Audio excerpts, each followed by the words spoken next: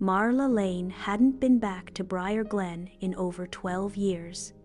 Not since the funeral, not since the screaming, not since her mother died in that house. She thought the pain had faded. But the moment her tires crunched the gravel driveway, it returned.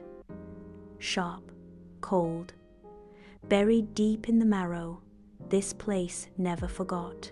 The old Lane home sagged under its own memories, peeling white paint, blackout curtains nailed to the inside of every window. The air smelled like mothballs, old paper, and something faintly sweet like rot trying to hide. She came back for her father.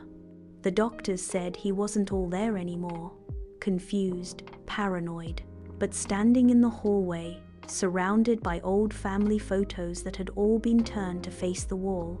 She wasn't sure it was just him unraveling. He was in his usual chair by the cold fireplace, still, blank-eyed, whispering something to himself. "Dad?" He didn't look up, just mumbled. "They come through mirrors, you know, when the world goes quiet." She stepped closer. "It's me. I'm here to help." Finally, he turned. His face was pale, gaunt, his eyes red with sleepless years. "You shouldn't have come back. Not here, not while it still remembers you." "While what remembers me?" He reached out with a trembling hand, gripping hers so tight it made her flinch. "It doesn't forget, it wears their faces. It whispers like them. And if you answer, it gets in." That night, she couldn't sleep. She wandered the hallway, passing the covered mirrors, each one a shapeless ghost draped in linen. One sheet fluttered as she passed, just a little, like a breeze had touched it. But no windows were open. She froze. Slowly, she reached out and lifted the corner of the sheet. The mirror underneath was old, slightly warped. For a moment, she saw herself, and then she didn't. A second reflection stood behind her, smiling. It blinked. She gasped and dropped the sheet. When she looked again, it was just her, but the memory of that smile stayed with her. She stood in the dark kitchen, staring at the tile floor. Old patterns, old stains. It all felt like a dream she'd tried to forget. She used to hear things here, towhen she was small. Back then, she called them her sleep whispers. Voices that came through cracks in the closet or under the bed. They were always soft, almost kind, until they started saying things they shouldn't know. Once, when she was 8, a voice whispered from the hallway, "Don't trust your mother."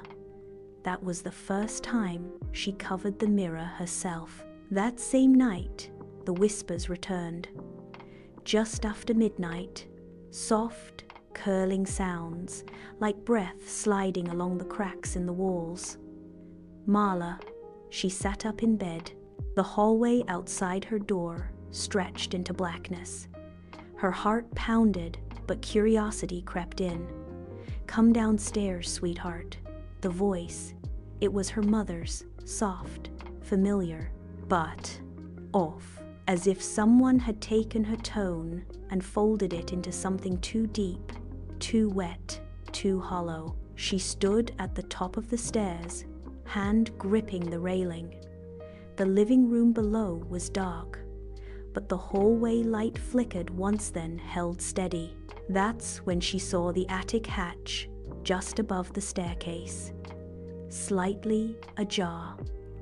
The pull cord dangled in front of her face like a dead snake, and with it came a memory she hadn't let herself think about in years. She was 16 the night her mother died. They argued about college, about her future. Her mother was always afraid of her leaving, always whispering warnings Marla thought were just superstition. That night, her mother had been staring into the hallway mirror, mumbling under her breath. When Marla yelled, her mother spun around with a smile that didn't belong to her face. Marla ran out.